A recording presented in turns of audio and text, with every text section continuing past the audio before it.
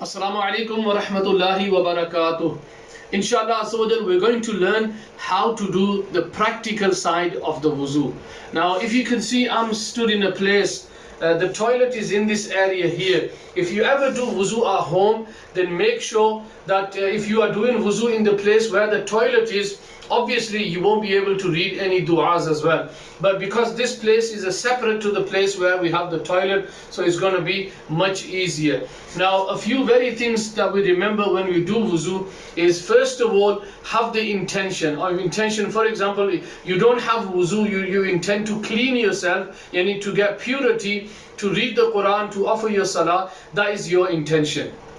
And then Amir al-Sunnat mentions a very beautiful dua that we can read. Bismillahi walhamdulillah. If you recite this dua before doing wuzu, the benefit and the blessing will be, as long as your wuzu remains, inshallah azawajal, the angels will write free good deeds for you. Okay, so now alhamdulillah azawajal, we're ready to do our wuzu. Inshallah azawajal, I'm going to perform the wuzu. If you can watch correctly, inshallah azawajal, if there's any questions, please write them down, and you can ask the questions in the link provided below, or you can text me on my number, inshallah. So I've made the intention to clean, to again purification, to offer the salah and to read the Quran.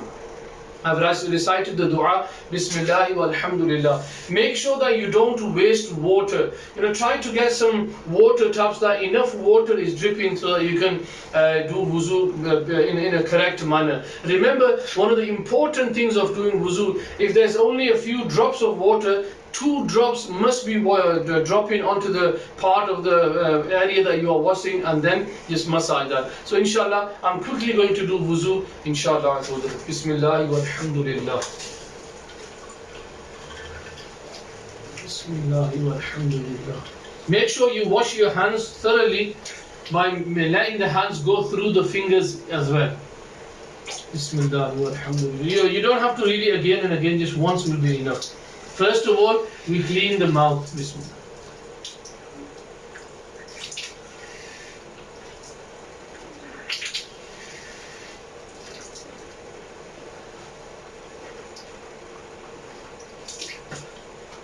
If you have a miswak, then that's the best thing. But close the top now. Now this is how you hold a miswak. 3 fingers on top of the miswak, little finger at the bottom, and hold it with the thumb like this. Start from the top right, work towards the sideways to the top left, bottom right, start to the bottom, and then from the left.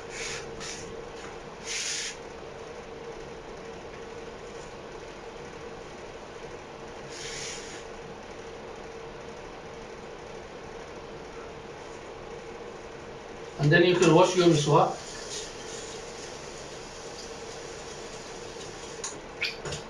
Now, another very important thing is, miswak is a sunnat. Our Prophet ﷺ used this miswak. So if you have a miswak at home, keep it near the wuzu area, and you can do the miswak there. Now inshallah, we've done the miswak sharif. Now you clean your nose. Now, very important thing is that the water must reach up to the soft part of the bone here, and then with the little finger insert it into the nostrils and clean your nose properly. Now we're going to wash the face.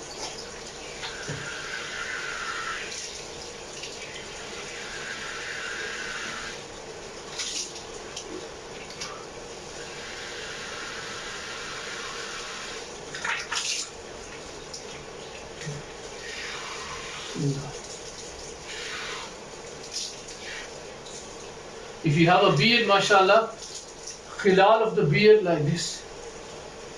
And the dua is, Hakadha amarani Rabbi.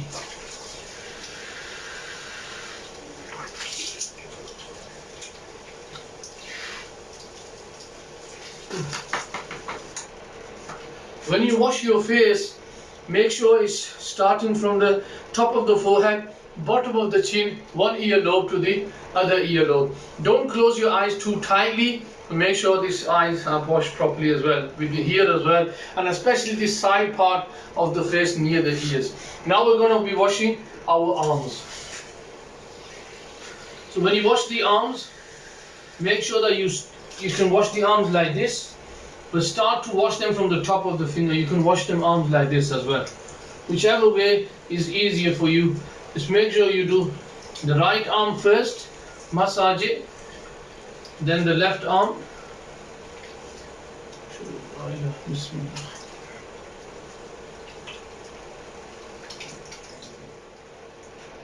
A lot of people, sometimes what they do is when they're washing their arms, they'll take some water into their palm and then they'll flow it like this. You don't need to do that if you wash your arms under the tap. That's only if you're doing it with a lota or something, or a bucket, where you have to, flow your water so that it flows down the arm. If you've done it under the tap, that's no problem. Okay, so now make sure every hair is wet up to and including the elbows. Now all that is wet, alhamdulillah. Now, because my hands are still wet, but it's still better to get a bit more of water, and just like we have tail, oil on your hands, then 3 fingers like this, like this, start from the top of the forehead, work all the way through, just your fingers touching your head, and then all the way back to your back, and then with this part of the hand from the side of the head like this, and then clean your ears like this.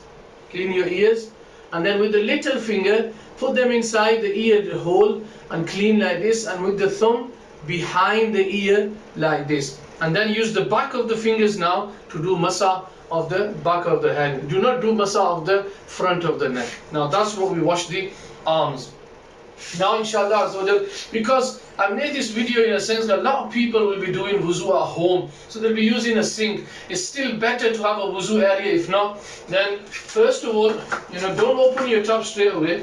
You put your foot in there and then start washing with the left hand. So just between the toes, make sure you wash up and above the ankle, little finger between the toes, just to make sure that the fingers are wet between the toes. That's one foot done. Then the left foot. So little finger between the toes. Make sure that the whole foot is washed properly.